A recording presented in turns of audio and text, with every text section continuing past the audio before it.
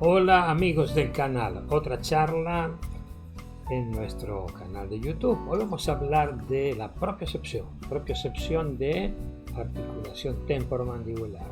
¿Por qué? ¿Para qué sirve?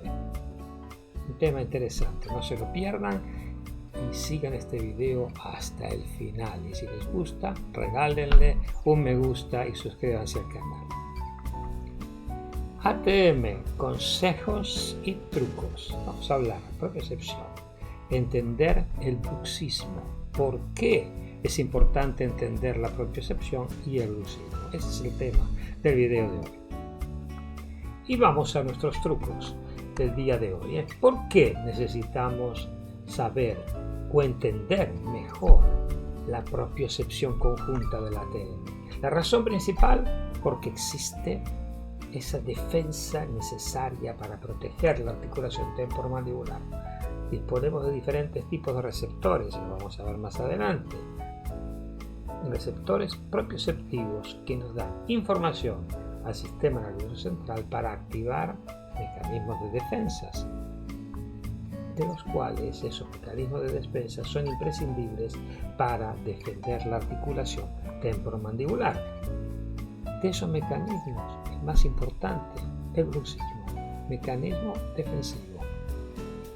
Y aquí vamos a ver desde adentro la articulación temporomandibular.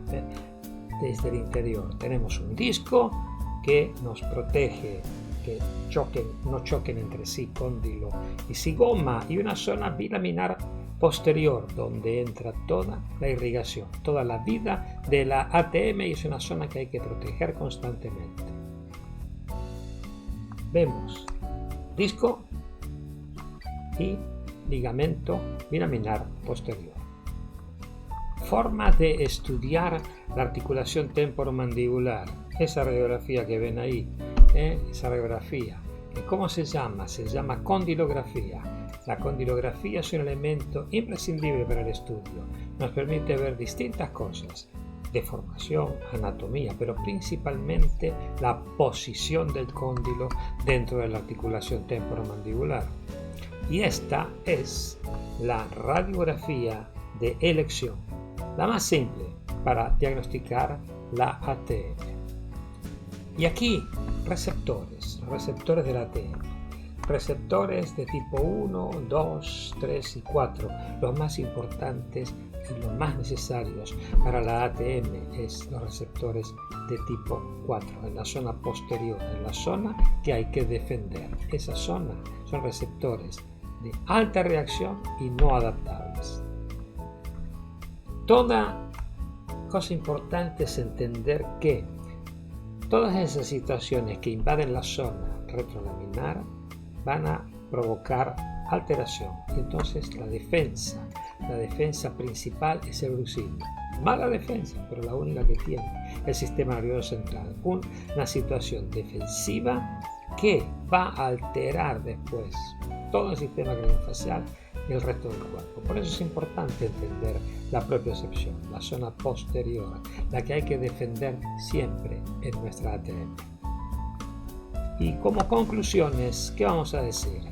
Vamos a decir que hay que evitar invadir esa zona retroarticular, protegerla siempre, defender la zona retroarticular. Todas las situaciones que vayan a invadir esa situación, esa zona, van a generar bruxismo. Todo esto se previene cuando, en edad de crecimiento. ¿Y cómo se previene? Con la ortopedia craneofacial, miofuncional y postural. Otra vez, pequeño video, pequeña comunicación. Espero que les haya sido útil. Si les gusta, recuerden, síganos en nuestro canal, suscríbanse, campanita, y van a estar informados de lo que hacemos. Y si les gusta el video, obviamente, denle un like y compartan el video, compartan la información. Eso va a hacer crecer nuestra comunidad y va a hacer que llegue a la gran mayor cantidad de gente posible.